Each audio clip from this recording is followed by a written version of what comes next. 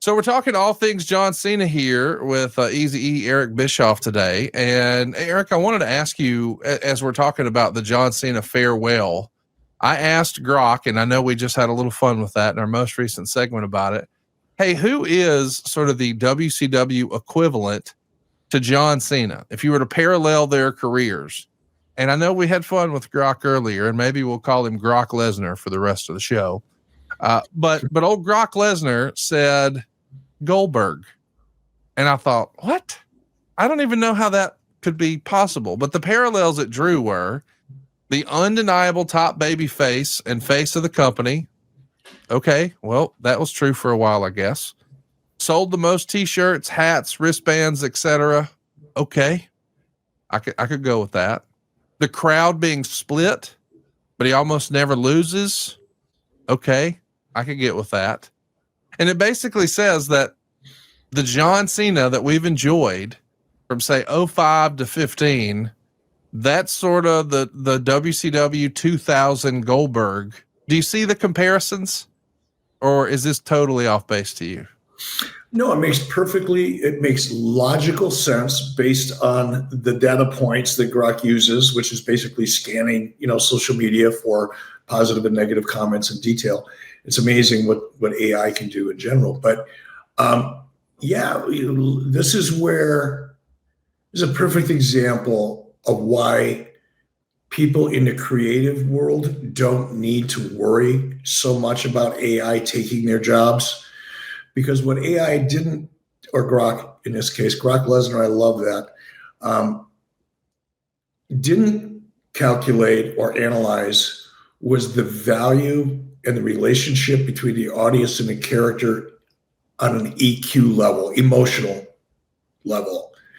And that comes with the long-term nature of the relationship with a guy like Ric Flair or John Cena or any other name, or The Undertaker. The audience's relationship goes beyond the math. And that's something that AI can't calculate. Well, we want to hear from you guys. Who is the John Cena equivalent? I see we got some comments in the live chat saying Sting. I don't know from a WCW perspective that I would go with Goldberg, but I do get, hey, we're pushing for some cooler heels. We've got a Superman comeback. We've got the 5 moves of doom. I mean, I guess I get it a little bit, but the longevity, I think, is the real differentiator for me, because you're talking about John Cena doing it at a really high level. I'm going to say for a decade, 05 to 15. And I know he was around after 15, but not as full-time, but he was full-time for 10 years. He really was, as AJ used to call him in their feud 10 years ago, the face that runs the place. So I wanted to ask you about that. We've seen a series of interviews with John Cena, and everybody has sat with him, whether it was ESPN or Chris Van Vliet or Joe Rogan. Like, he's done a full court press for media, including the late night talk shows. But there was one conversation that stood out to me. He said he wanted a chance to go say goodbye to all of his fans. He was prepared to work 220 dates, the old WWE schedule that included house shows. And he wanted to visit everywhere, including the Mid-Hudson Civic Center. Now, of course, that was a shout out to, it doesn't have to be the glitz and glamour of a big time SummerSlam stadium show or WrestleMania. I want to hit all the old spots for all the fans who supported me. And he was basically told by WWE, because I guess as he explains, he had like a presentation where he said this could make real business sense. And WWE basically said, that's not our business anymore. We only need you for 36 dates.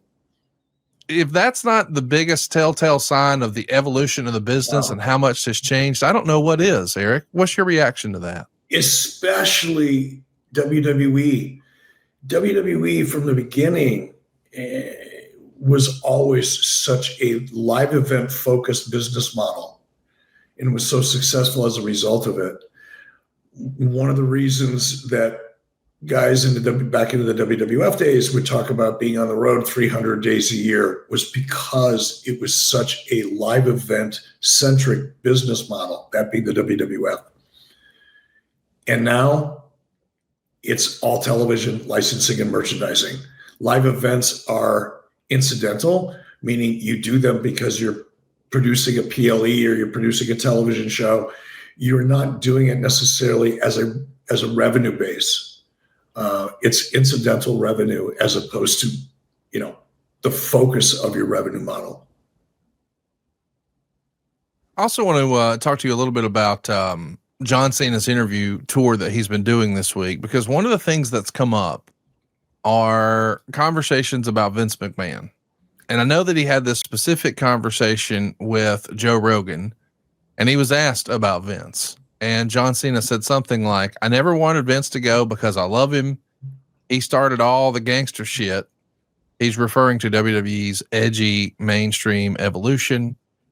He also says, with regard to accountability, just because of how I feel about a certain person doesn't exonerate them from being accountable for their actions. Just because he started all this gangster shit doesn't mean he doesn't need to be held accountable for his actions. And when he was pressed about, is he really out? Is he all the way out? Cena said, no, he's out. And he also said that in my eyes, I'd like to think that time heals everything. And then he sort of campaigned for a Vince McMahon sit down with Joe Rogan. So we'll start with that first. How bananas would a Joe Rogan Vince McMahon podcast go online? That would be that I would build my schedule around that event. That's how great. I mean, let's hope it happens. Yeah, it feels like a huge opportunity. A John Cena, Joe Rogan, or not John Cena, a Vince McMahon, Joe Rogan podcast. But what do you think about him saying, I'd like to think that, time heals everything? Do you think we'll ever see Vince McMahon on camera in WWE again? Or do you think that ship has sailed, in your opinion? Deep down inside, I think we will. I've said this before, maybe in private conversations. I see patterns. I watch I look for patterns in just about everything. And I went to WrestleMania last year to see Lex Luger inducted. And that was the first time when Triple H, Paul Levesque, got up and was a part of that.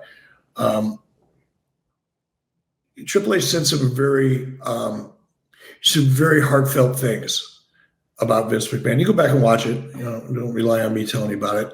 And that was the first time that I can recall, at least on WWE television, that there was a direct reference in a positive way, somewhat positive towards, and a not positive acknowledgement towards Vince and giving him credit for so much.